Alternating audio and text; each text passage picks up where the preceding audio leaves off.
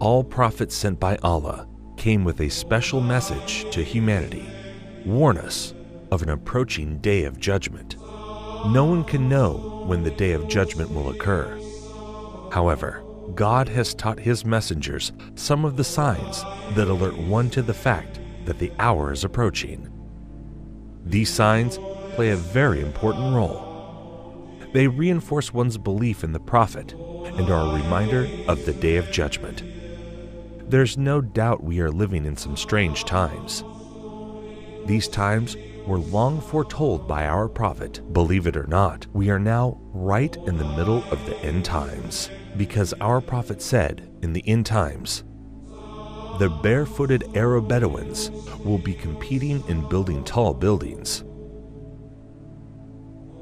20 years ago, Dubai was only a dry desert in the Arab Peninsula. But it is now considered as one of the most advanced cities in the world.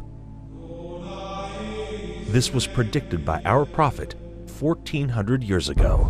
The Burj Khalifa in Dubai is at the moment the tallest structure in the world, but it will soon have competition from neighboring Saudi Arabia. Saudi Arabia has signed a deal for 8.4 billion Saudi riyals for the building of the Jeddah Tower. The prophecy is being fulfilled right in front of our eyes. And they're both from Bedouins, and they were unclothed. And there were Bedouin Arabs, and now they're competing in tall buildings. Now this is very interesting, because if you were a rationalist at that time, you would think the one who's competing in tall buildings would be the superpowers of the time, which were the Romans and the Persians. The Arabs, in many cases, used to build buildings in the ground because it was so hot. Yeah. Some of the houses were in the ground, and they just had tents. The Prophet said that the hour will already have casted its shadow when we can see Mecca, with its mountains with holes.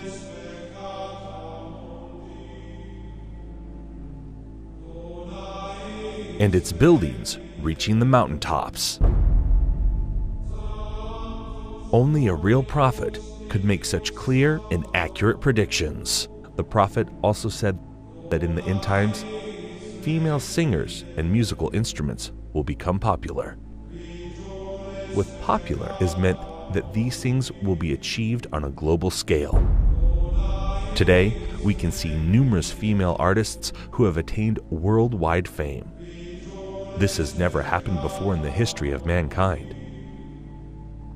And again, we can see the words of our Prophet being fulfilled right in front of our eyes.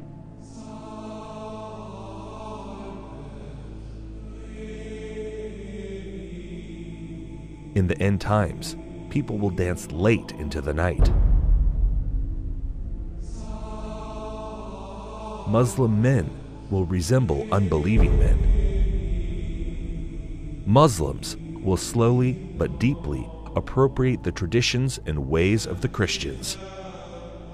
Believers turn into unbelievers and will sell their religion for non-essential things of this world.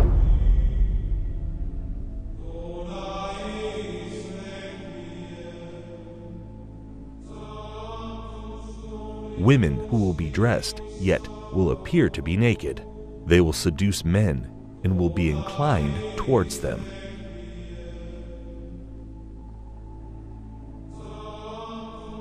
With something on their heads that looks like the humps of camels, leaning to one side. Clothed but unclothed. You know, some of the swimwear, if you look at, or some of the gym wear, if you look at, they like who are you? It's not clothing. Kasiyatun ariyat, clothed but naked. Or if you look a more moderate tafsir, if you like, clothing will be very tight, or it will be see-through, or there will be cuts and slits around the sides and so on and so forth, so that although it pretends it doesn't show, it shows. And the Prophet said, alayhi afdalu salatu wa atammu taslim, that they will not smell the fragrance of Jannah, although the smell of Jannah can come from so far, yet these people will be made forbidden for them is that smell, that fragrance of Jannah.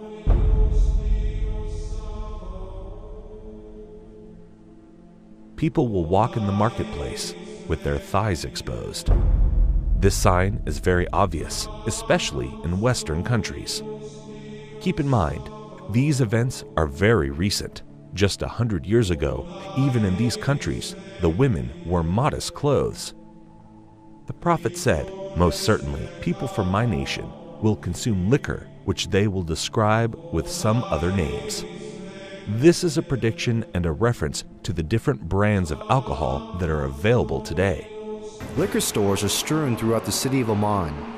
By law, bars and liquor stores must be owned and run by Christians. No Muslims allowed. However, Muslims are perfectly free to patronize them, and they do. Our customers are both Christians and Muslims. We don't really have problems here. There will be many women of childbearing age that will no longer give birth. Women continue to delay having children, according to new data from the Centers for Disease Control and Prevention. The average age for first-time mothers increased from 24 in 2000 to 26 in 2014. The Prophet said these women will enter the workforce out of love for this world, and this is why they will delay having children. Researchers believe the trend of waiting to have children will continue as more women focus on career before starting a family and as they pursue fertility options like egg freezing. In the end times, there will be snubbing and standoffishness among people. There will be an abundance of food, much of which has no blessing in it. This is clearly a reference to fast food, which has absolutely no nutritional value. Wealth will increase so much so that if a man were given 10,000, he would not be content with it. But the wealth will be shared out only among the rich, with no benefit to the poor. The rich will get richer and richer. Today, the top 1% wealthy people have half of the wealth in the world. Western corporations are plundering developing countries. The decoration of mosques will be a matter of pride and competition. Abundance of police squads and oppressive officials who wield whips the size of the tails of cattle.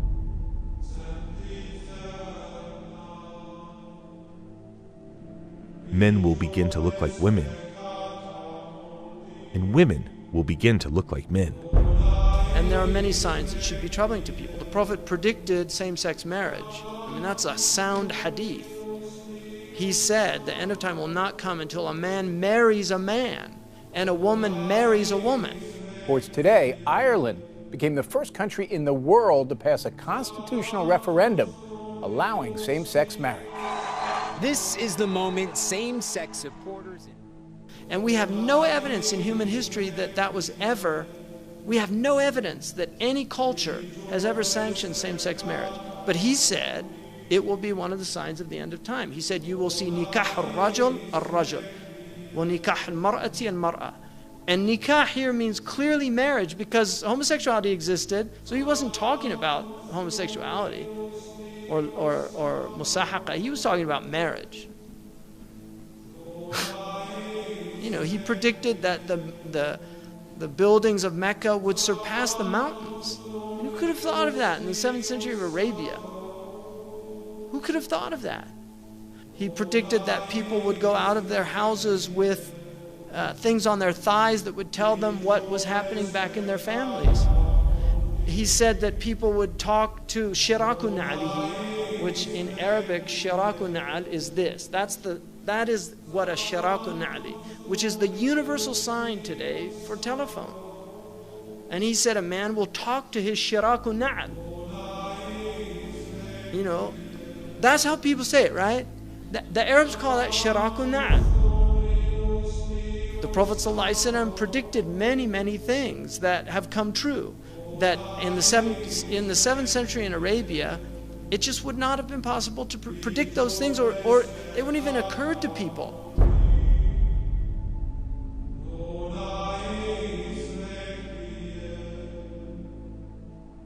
The Prophet said children born outside of marriage would become commonplace. In Colombia, more than 8 out of every 10 children are born to unwed mothers. But the actual percent of U.S. births to unmarried women has gone up a lot. 2002, 34% of all births. 2013, 40.6% of all births in the U.S. In 1960, 5% of children entered the world without a mother and father married to each other. By 1980, it was 18%. By 2000, it had risen to 33%, and 15 years later, the number reached 41%. The prophet said in the end times, obesity would become prevalent. Well, the explosion of overweight and obese people in the developing world is largely down to the emerging economies, those that have gone through a transition from being low-income economies to middle-income economies in the last generation. And that has produced a large middle class of people who have rising incomes and they can buy the foods they want, and they're undertaking more sedentary lifestyles. Smog will appear over cities because of the evil that they are doing. India's second largest city, New Delhi, remains shrouded in dangerously thick smog. Problem affecting a huge swathe of northern China at the moment, with a pollution cloud hanging over this country from the Russian border in the far northeast all the way down to the central cities. The prophet said great distances will be traversed in short spans of time. Voices will be raised in mosques.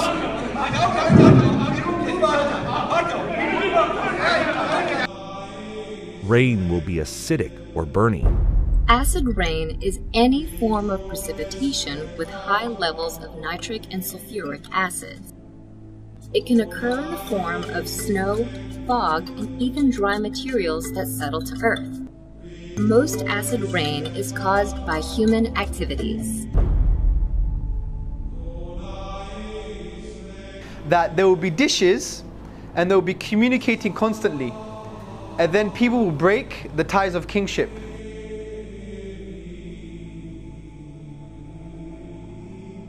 The word for dishes is literally a dish, and the word that's used now is the word for satellites, and they're dishes and they communicate. Academic journal that says there is a correlation between people sitting at home watching satellite TV and not having communal family ties anymore.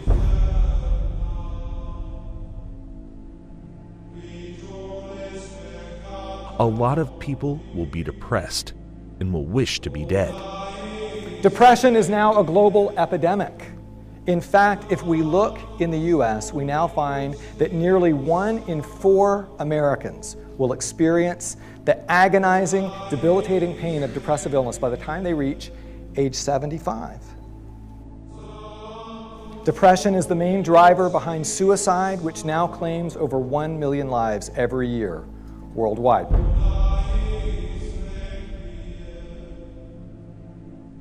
Holding on to Islam would be as if one is holding on a hot coal.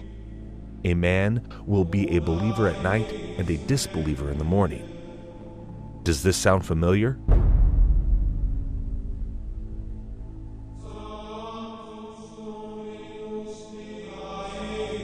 These signs leave absolutely no doubt about the prophethood of Muhammad. May the blessings of Allah be upon him. It's impossible somebody could predict all of these signs 1400 years ago, except a prophet of God. These hadith were recorded thousands of years ago in manuscripts that have been carbon dated back thousands of years by scientists.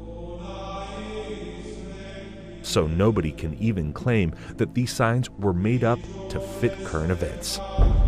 What these signs also prove is that there is absolutely no doubt left that we are living in the end times. All the minor signs that have been prophesied have come to pass right in front of our eyes, as you saw in this video. This means we are on the brink of seeing the major signs of the end times. The question is not when is the last hour. The question is, what have you prepared for it? يسألك الناس عن الساعة قل إنما علمها عند الله وما يدريك لعل الساعة تكون قريبا.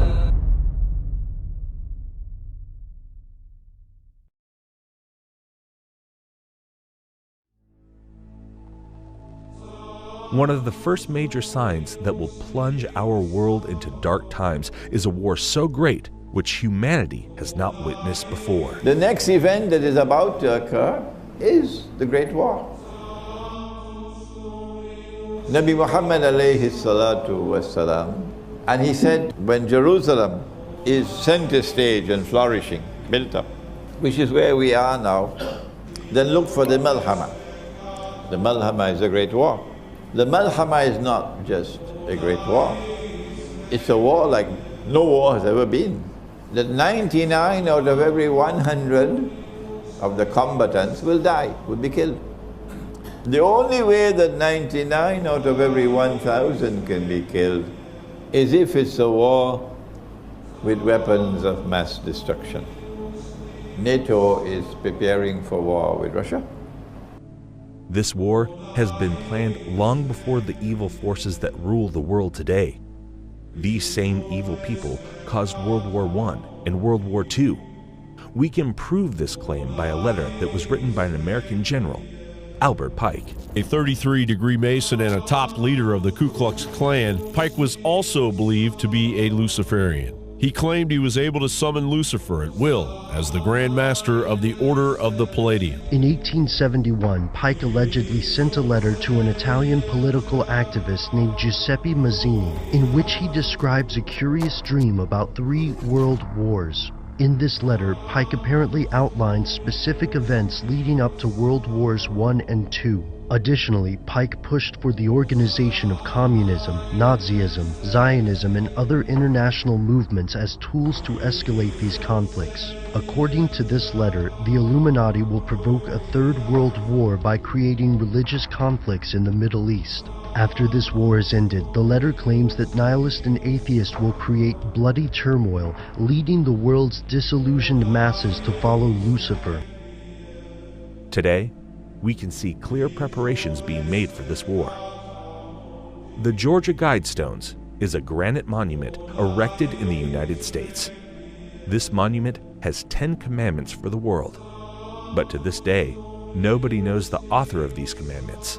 One of the commandments is to maintain humanity under 500 million people. This proves that satanic powers are behind this, and to achieve this, they will cause a world war, and they will surely succeed in achieving this. Because remember that our prophet said that 99% of the people fighting will die in this war. But why do they want this war? After this war, the world will see the advent of the false Messiah, the Antichrist, the Dajjal. In order for the Dajjal to arrive, they have to prepare Israel to make his arrival. That there is a fella, a mastermind at work, who wants to rule the whole world. He is the one who says a man could marry another man and get a marriage certificate. You know who the fella is. And eventually a man will stand up in Jerusalem and declare, I am Al-Masih, the Messiah. But he would not be Al-Masih, the Messiah. He would be Dajjal, the false Messiah. In order for him to achieve his objective, for Israel to rule the world, he has to make Israel very, very big, like the United States. But that's not possible. Israel cannot expand. Israel is surrounded by the Arabs. Forget it. Or the world has to become much smaller. Which one will it be? Which one will it be? Yes. The answer is the world will have to become much smaller. And that's why we're going to have nuclear war. The main goal of World War I was to dismantle the Islamic State and establish a Jewish Holy Land in Palestine. 1914. talk begins in the British cabinet at the highest levels of promising a Jewish homeland to the Zionists. The Zionists were a movement, a group of influential, powerful Jews in Europe, and the goal of Zionism was the establishment of an independent Jewish homeland, preferably in Jerusalem. But after Israel was established, the majority of the Jews were against a Jewish Holy Land. American Jews, by and large, scoffed at the idea of an independent Jewish homeland. They thought this is ridiculous, we're happy where we are, we're acclimatized, we love America. There was no notion, and they did understand it would cause problems and whatnot. This is why they used Hitler to plunge the world in a second world war and commit a genocide on the Jews. Jews in America did not support Zionism until basically Hitler and World War II. That's when they felt the need to have an independent Jewish homeland, and this is well documented. This is not some type of theory. This is a known fact. World War III will be caused to reduce the world population. This will make it easier for them to rule the world. This is their new world order, with the Dajjal as their ruler. As they say to the world, we must come back to religious values. This is Pax Judaica. But their oppression will be greatest of all, because they want to rule over everybody.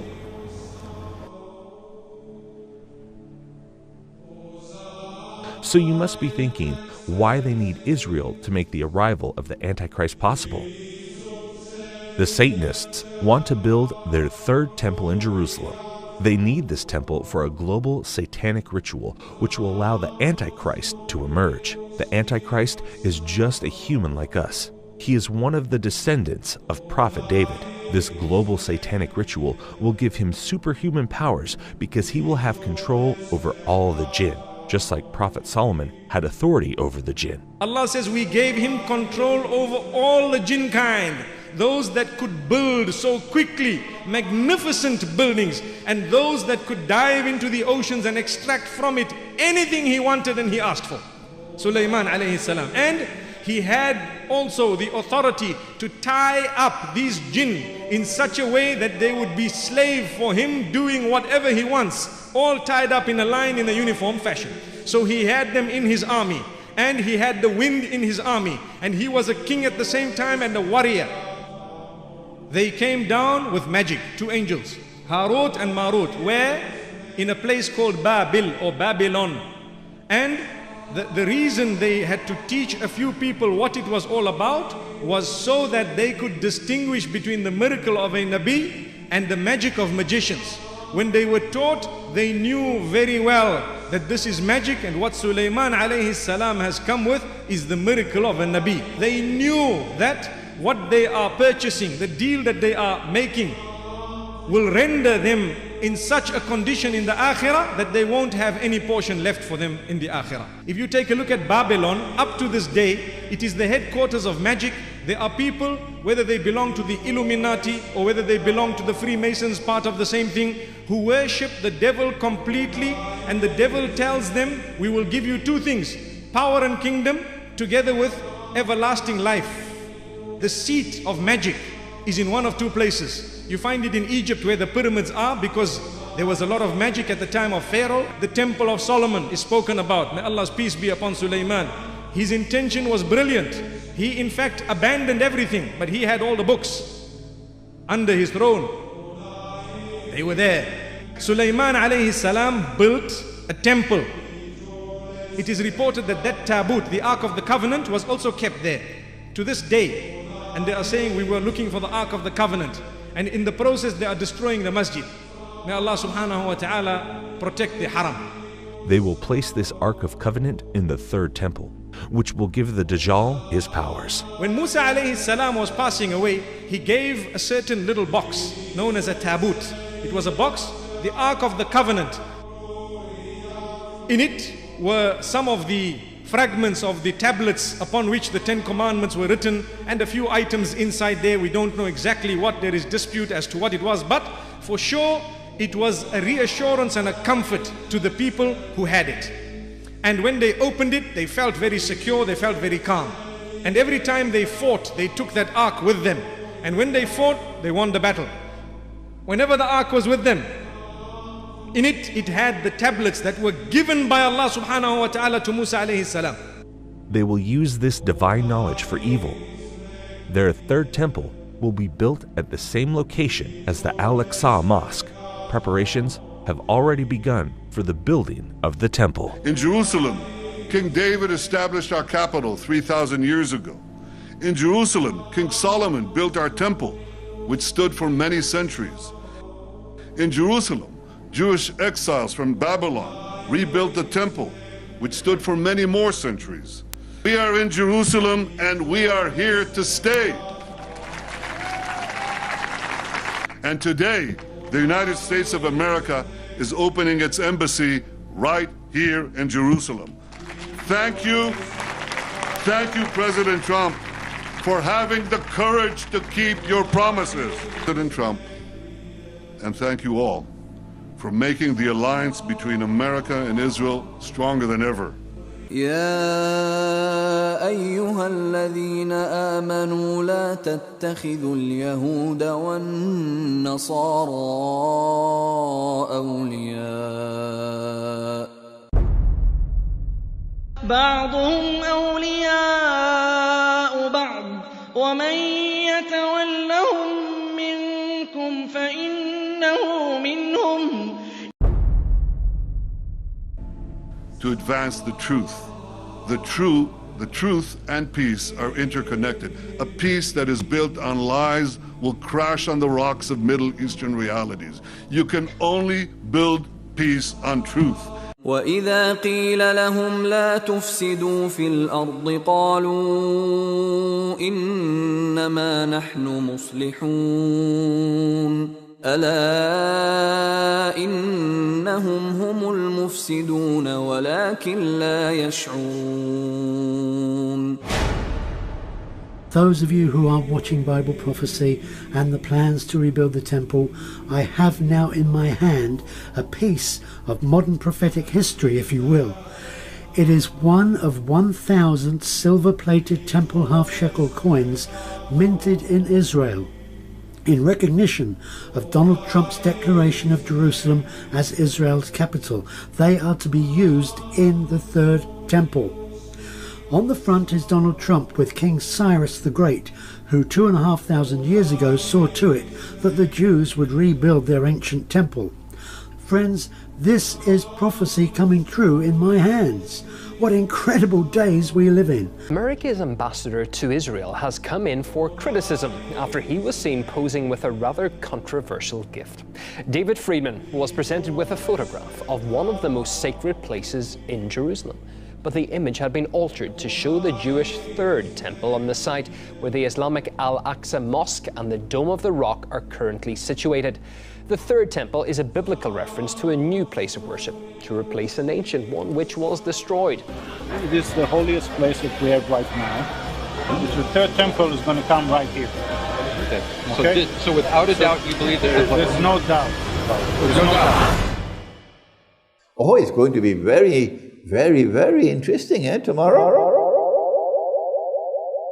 يا أيها الناس اتقوا ربكم إن زلزلة الساعة شيء عظيم يوم ترونها تذهل كل مرضعة عما أرضعت وتضع كل ذات حمل حملها وترى الناس سكارى وما هم بسكارى ولكن عذاب الله شديد ومن الناس من يجادل في الله بغير علم ويتبع كل شيطان مريد كتب عليه أنه من تولاه فأنه يضله ويهديه إلى عذاب